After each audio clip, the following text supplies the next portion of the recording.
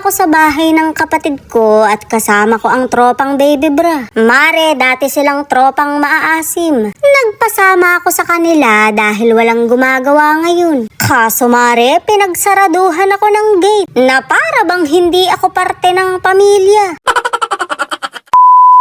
May isang bibe akong nakita. Hanip na kapatid ko na to, lakad bibe talaga. Naakala mo ba may naglalakad na letter S? Hindi nga kami papunta sa bahay ng kapatid kong tagilid. Nagpasama ako kay Zilin at may tangay pa siyang isang tropa. Sila nga ang tropang baby bra dahil pinamumukulan pa lang sila. Ay, sorry mare, ako rin pala. 30 na ako pero member pa rin ako. Hindi nga ako makapasok dahil pinaglakan ako ng gate. Shoot mare, parang may mali. Ako yung nagpapagawa pero ako yung hindi welcome. What if wag na kaya nating bubungan to? Habang naghihintay nga kami ng magbubukas, nagkukutuhan yung dalawa. Ganap na ganap din talaga siya, may patiris-tiris pa. Ang mga tropang baby bra, kutuhin din pala.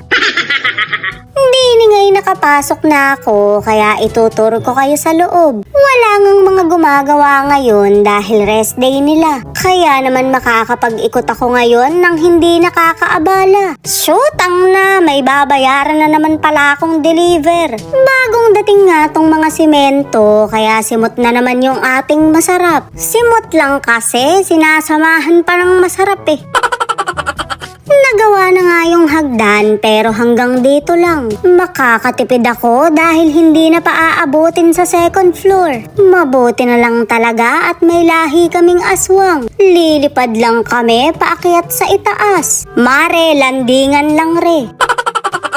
Maliwanag pa kasi mare, kaya hindi pa namin magamit yung pakpak. Magpapahid pa kami ng langis pagkagat ng takip silim. O diba, nakakita agad ng dilim yung tropa niya. Kawawa naman siya, nagsisi tuloy at sumama pa. Ikaw naman, kurikong lang yun, walang sama ng panahon. Hindi na kami gumamit ng hagdan at makakabud pa kaming maging kwento. Basta ito na yung itsura ng itaas na may 4 na butas. O diba, lakas makabahay ng ganggang. Bahala na si tagilid dyan, magpalipat-lipat siya ng kwarto. Posporo yarn. Kumpleto na nga rin yung mga bakal sa bakod, kaya pipinturahan na lang. Eri nga pala yung isa sa mga aso ng tatay ko na hindi niya maiwan-iwanan. Wala raw kasing magbabantay kaya hindi sumasama sa outing namin. Medyo bantayin din kasi yan dahil may kaharutan. Mare, makakasalubong mo na lang, may kumakasta. Masarap yarn. Nga yung CR ng kapatid ko na 2 hati. Toilet tong isa at shower naman tong kabila. Medyo masikip nga siya sa video pero sakto lang sa personal. Pero ito talaga masikip sa video at personal. Bogok! Excited na talaga ako mare na matapos na tong bahay ng kapatid ko. Hindi dahil para may matira na siya, kundi para matapos na yung mga gastusin ko. At least, hindi na siya mapapalibutan ng baha. Wala mang ipon, na isalba ko naman siya.